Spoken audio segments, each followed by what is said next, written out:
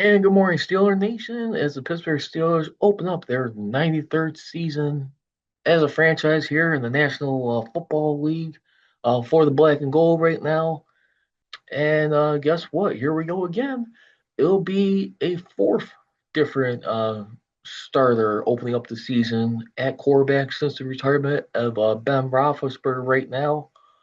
As we all know, Aaron Rodgers clearly going to be another band-aid, more than likely, at least 99.9% that it will be for this season, but who knows? Been proven wrong before.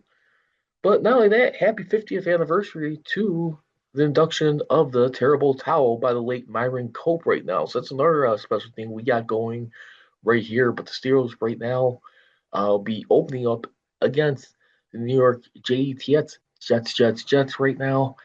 And we got a lot of interesting storylines right there. I mean, when you look at Aaron Rodgers right there, who definitely feel like he got spurned by the New York Jets and their head coach right there, who pretty much just gave him a little taste of his own medicine to be forced out of town. As you look at, as we have Aaron Glenn right there, who's one of two coordinators from the Detroit Lions, who got after they lost in the divisional round to the Washington Commanders, took a head coaching job as a head coach. The other one, of course, is Ben Johnson here in my hometown, Chicago, who is the head coach of the Chicago Bears, as they will be hosting the Minnesota Vikings on Monday Night Football tomorrow. But definitely, to say the least, right now, I mean, you gotta feel like this is revenge for both quarterbacks, especially in this game right here. As Gerry Dulac highlighted that Aaron Rodgers versus Justin Fields, the first time in league history, opposing quarterbacks who played for the opposing team from the previous season have started against each other in week one per Elias Sports. That's definitely one a little bit of a head scratch right there, but I mean, I guess it is what it is. I mean, Justin Fields really feel like he started off pretty decent, if you may recall. I mean, last year did a phenomenal job, holding down the fort when Russell Wilson, who strained a calf injury a year ago, and the Pittsburgh Steelers under Justin Fields. I mean, for the most part, I mean they were 5-1 with him as a starter before they made the switch over to Russell Wilson, who remained the starter the rest of the way. Had a pretty good start, but as we all know, I mean, lost the final four games of the regular season plus the playoffs for a five-game losing streak after having a nice six wins right there, where he rallied off his first four, having to finish off with 6-5. He is also in uh, New Jersey with the New York Giants right now, as they'll be squaring off today. As the Giants, they will be battling the Washington Commanders at in Baltimore. I mean, in Maryland today. That game will be kicked off at 12 p.m. right there, and we'll be keeping an eye on that one. But anyway, while hear your vibes and your excitement, like I said, sorry again. I just been dealing with a lot of stuff outside here. Just been a real shaky last year or two for me. So apologize for any extreme delays, but here I am right now, getting ready to kick off the season right now. Mike Tomlin, as we know, the coach who always continues to be having a reputation of not having any losing seasons in NFL history right now. I mean, for go 18 consecutive years, beating the record of Mari Schottenheimer, who I believe had 14, I believe it was 14 consecutive before he lost uh, his first losing season. I want to say that was 1998 was the first time. But I mean, the impressive thing about Mari Schottenheimer is, I mean, he also had like three more seasons post Joe Montana, legend right there. Did not get the deal done with a championship. But of course, we all know Mari for his mentality, play not to lose. Marley ball is as it is right now. And Mike Tomlin, who is trying to shake off a reputation right now. I mean, yes, he's got a Super Bowl championship that he's inherited the bulk of that team from a previous coach. But I mean, just all defensively, more in particular, how they're just getting just blown out of games by like over 70 points in the first quarter combined in this losing streak right now. They're trying to snap. He's definitely having like a bad reputation in that regard. But I mean, overall, I mean, it's still enough to satisfy the national media for Mike Tomlin supporters, and he well deserves it. Is doing as long as he's done with this organization for this long. I mean, he's definitely having a long tenure. He's creeping up close to Chuck Noll's time, who was there for 23 seasons. The Steelers will also going into this game, as we saw multiple feeds on X. They have elevated James Pierre for the practice squad to the active roster for tomorrow's game. As far as the injury report goes today, we'll be having outside linebacker and quarterback Nick Herbig and Skylar Thompson, each dealing with hamstring injuries right there, who are both listed as questionable. Defensive end Derek Harmon, as we all know, he injured his knee in the preseason finale versus the Carolina Panthers back on August 21st. He is also out. Now, earlier in the week, Mike Tomlin did give an update on linebacker Herbig. He did say he is viewed as questionable for week one going into this game, but optimism he should be good to go after he had good practice week to week. Harmon, he continues to be weak to week. Uh, so, I mean, at first, initial reports or whether he had a season-ending tear right there, where he would not have been available this season. Once again, Derek Harmon too. Prayers continue to go out to him for him and his family. As we all remember, of course, when he got drafted shortly after, his mother did pass away after dealing, I believe it was with cancer the last few years. So definitely been a roller coaster the last few years, including right now at the start of the season. But other than that, it sounds like he should be good to go. As we look more around at the Steelers' depth chart going into it, I mean, Steelers, I mean, definitely feel like right now, I mean, got some new stuff to like really be excited for right now, particularly on the defensive front right now. I mean, definitely mixed with a lot of veterans, but definitely a little bit of youth sprinkle around. Believe it or not, if you could buy into that. I mean, right now you're gonna be seeing Y.A. Black right now, who more than likely in Derek Carmen's place. I would imagine he is back up to Derek Carmen on defense end. Got to create like a lot of double teams, and he show him like what he could be doing in the preseason. We'll get back to him a little bit later on. But anyway, one of the biggest questions looming around going to this opening game right here. Now we heard about Cam Heyward right now, who's looking to get like his contract updated, which has 2 years remaining on it. He was definitely very disappointed in what he's being compensated right now for $14.5 million. Remember, he's signed it prior to the start of last season, like on the doorsteps. I want to say the week of going to that season right there. And he did caution and warn the team that like, hey, if I earn like all pro, we should like try and have it reworked. Definitely a lot of like mixed reactions there. A lot of people um, and people in the media reacting. Well, it's like, well, if you feel like you're not being compensated properly, why didn't you negotiate that in the contract when you had the chance? Why didn't you put clauses in there or incentives?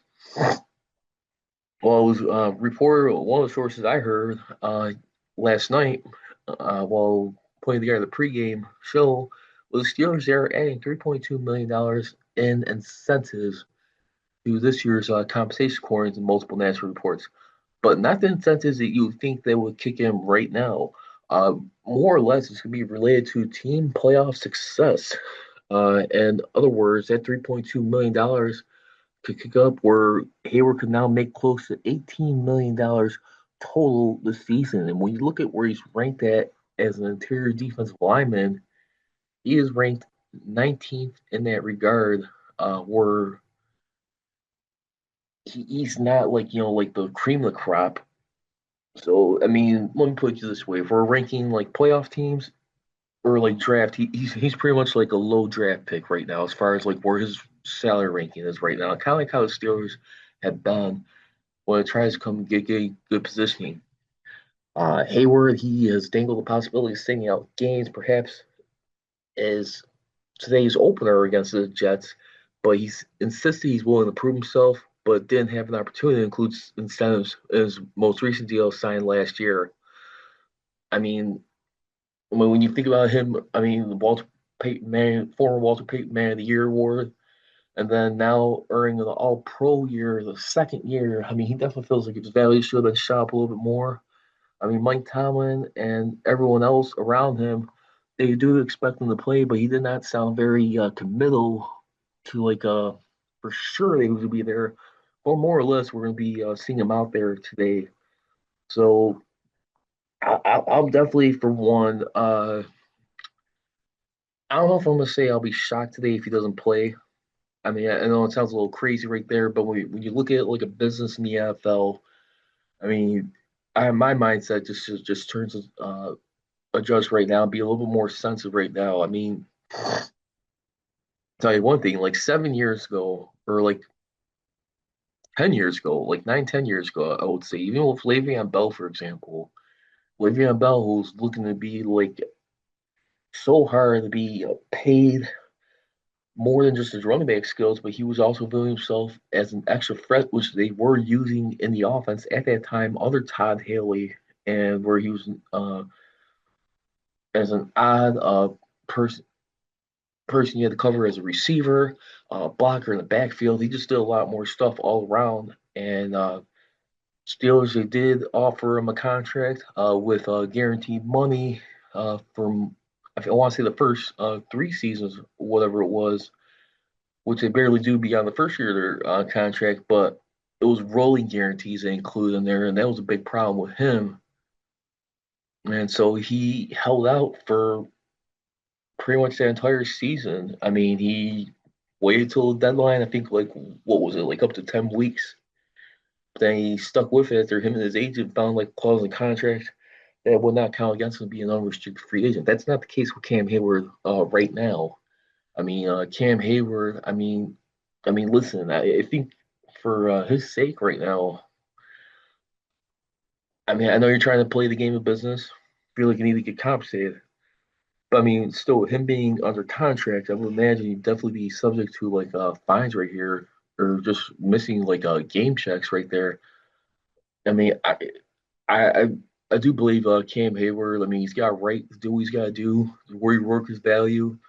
I mean, it's a guy who's been playing for 14 seasons, entering his 15th year, still searching for that Super Bowl, if at all possible. But I mean, right now, I think the only thing that hurts Cam Heyward in this situation, he's still got a few more years remaining on his contract. He's not an unrestricted free agent, so that's part I think that really works against him. Plus the fact that he's under contract. I would like to see him get paid though, but I mean he's got to be realistic in that part though too. I mean if this was an unrestricted free agent, he probably have a little bit more like a stronghold on the situation right now. But anyway, like I said, defensive makeover and breakout players to be looking out for. Ray Filippo, Pittsburgh Post Gazette. For the fourth straight season, Steelers have spent nearly $158 million on their defense, 17 million for more than any other team.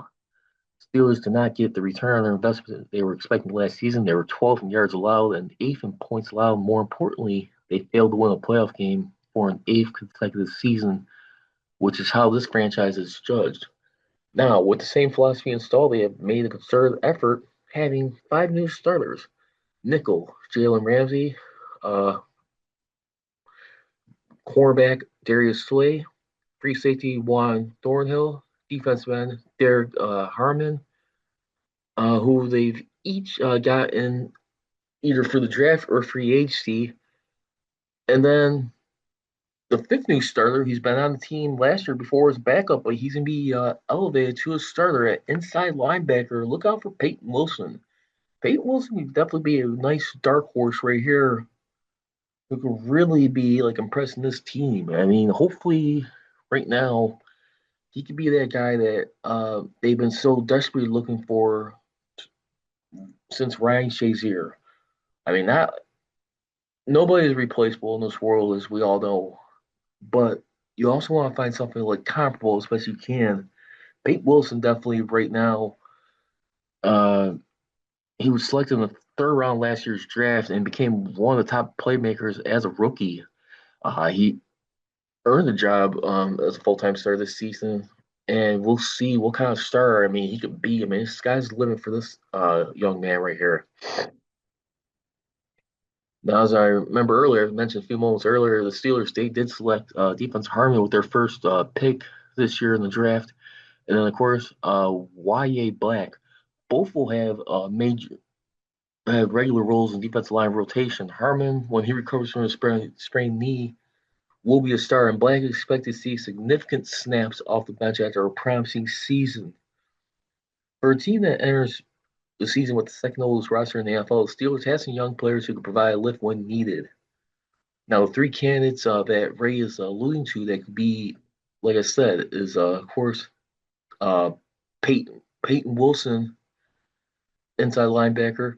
Then you got wide receiver Roman Wilson and defensive end Y.A. Black right now. Now, Peyton Wilson, the second-year linebacker, impressive rookie camp, posting 78 rookie campaign, posting 78 tackles, and interception, of forced fumble, two fumble recoveries, one of which was returned for a touchdown. He did all this playing 45% of his defensive snaps as a suck package cover linebacker. Now he's earned the role as an every down linebacker and seamlessly can become the team's leading tackler. Now here's a real interesting one right here. Roman Wilson right now. The Steelers once again, unfortunately, they find themselves in a position where they could be they're still lacking a legit number two wide receiver. Of course, they did sign DK Metcalf to a nice rich deal, but then they also brought in some guys too. One of which who they got via trade in Jonnu Smith right now, who's gonna be the second tight end on this set. And when we look at the depth chart right now, it's either gonna be Pat Fryermuth or Jonnu uh, on the first side of the tight ends, and you got Darnell Washington starting on the right side of the tight ends right there. This is gonna be a really interesting point right here. Aaron Rodgers definitely loves the chemistry he has with Fryermuth, but I tell you what, Jonnu Smith right now. I mean, this guy is going to be on I think, really give Move a real challenge for his money right now. I mean, when you look at it, I mean, this guy right here, uh, he's definitely a touchdown scoring machine right here, and could really definitely help like open up like the offense here. I mean, for Aaron Rodgers, who's committed to this season right here. I mean, when you look at the totality, I mean, right now, Jonnu Smith right now, he has 28 receiving touchdowns in 124 games, while you got Fryermuth, who has about 18 right now in 61 games, which is not bad right there. Uh, I mean, and then 3,307 yards received for Jonnu, while Fryermuth has got 2,190 yards. Um, one of which, and then Jono is a Pro Bowl player too, by the way. I mean, so that's gonna be a really fun match right here. I mean, coming from the Dolphins right there. I mean, it's funny how like the wagon circles around full swing, and where the Steelers acquired Minka Fitzpatrick 6 years ago from the Miami Dolphins, winds up back with his former team right there to get a contract reworked. So he'll be playing with the Miami Dolphins here, as the Pittsburgh Steelers for this season. Right now, they'll be having. a legit season. They'll be playing the AFC East this year. Plus, they'll be playing the Buffalo Bills, who'll be the oddball opponent outside of their AFC East matchup, while facing this year in the NFC, the NFC North division right now for this season. But Jalen Smith, I really feel like that's me some fun options right there. I mean, tight end right there. I mean, I make the argument when you look at running backs over the last 20, 25 years, they, I would definitely say they are slowly been like taking the job of what tight end would normally do. When you like see how there's a passing league. I mean, no doubt about it. I mean, they're doing like creeping up more. Now, tight end is definitely lined up a little bit more differently or nearly their strongest side, but help still a good support system to help like open up the passing game and the offense right there. Still creates a good blocking. But if you really think about it, like as long as you pass catch like a running back, well, they'll start earning their stripes, right? Trying to help block for the quarterback and get in there and make some receptions right there. I don't feel like they're giving tight ends a run for their money. I mean, this league. I mean, you heard the saying like, in the NFL, I mean, another area like special teams right there. Should they just do away with kickers altogether at one point? Where we see that? Oh, I would make a similar argument though. I mean, like it's tight end one of these days and be one of the positions that gets phased out, and they'll just call him a different position. They'll just keep him as a receiver or something, or like I don't know. I mean, how would you like rework that? But then like the other candidate, I mean, like I said, Roman Wilson right now, uh, he's going to be needing to step up. I mean, he had this preseason alone, 4 catches for 96 yards in the preseason, including a 42-yard catch where he flashes 4.39 4-yard dash speed when he ran past Tampa Bay's defenses. Now, remember, he suffered an ankle injury in training camp last year, and he came back a few months later in Week 6 versus Las Vegas Raiders, only playing 5 snaps, but did not register any catches at all in that game, and he was out for the season after that on the reserve injured list,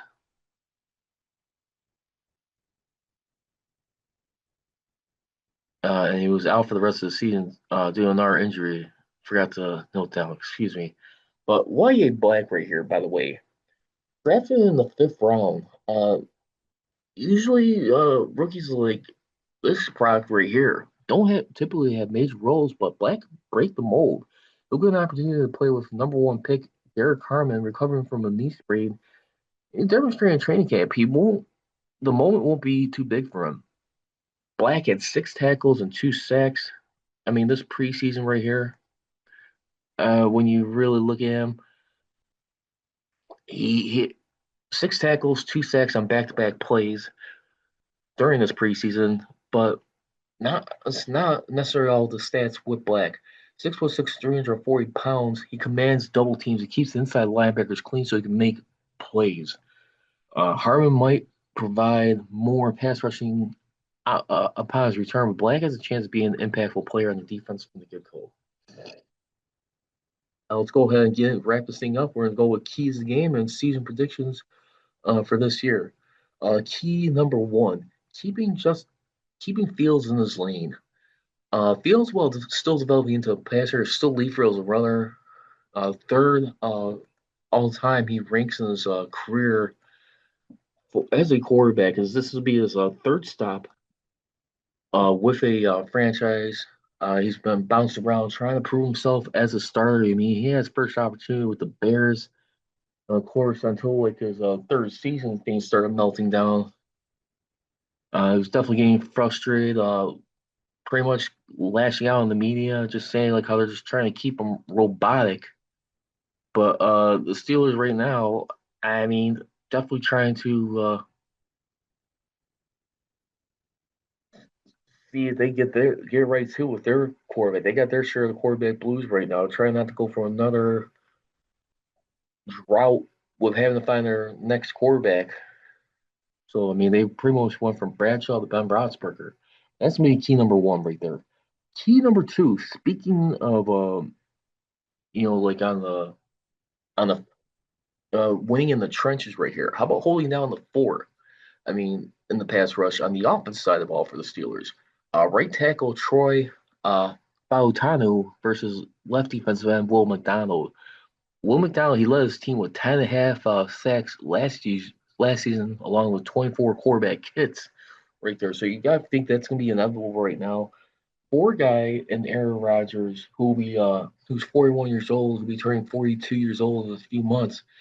I mean, you gotta believe this is very critical right now as you look at their QB depth chart. I mean, right now they got Mason Rudolph way behind in the wings to play, like the play security guard if needed. I mean, he's definitely very familiar with us, very team sport. I mean, in their mind, they like having him around. But yeah, watch out for Drew. I mean, watch out for McDowell in this game right here.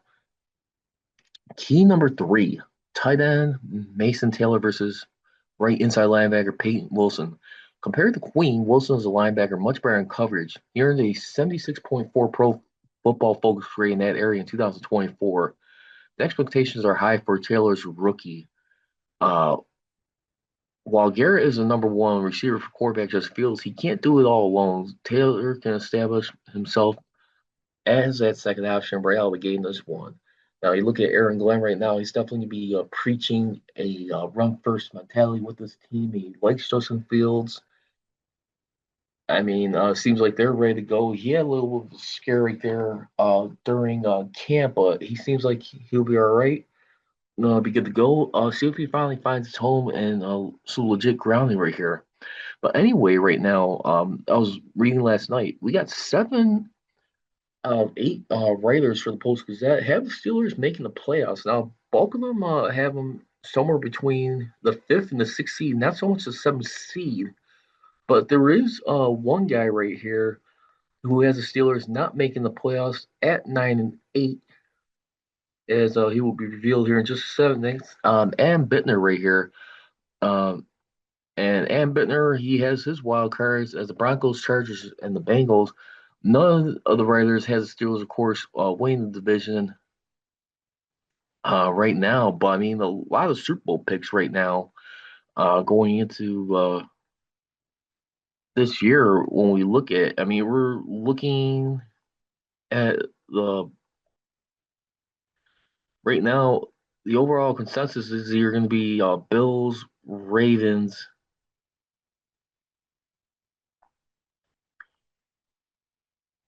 So I'm just double checking the list.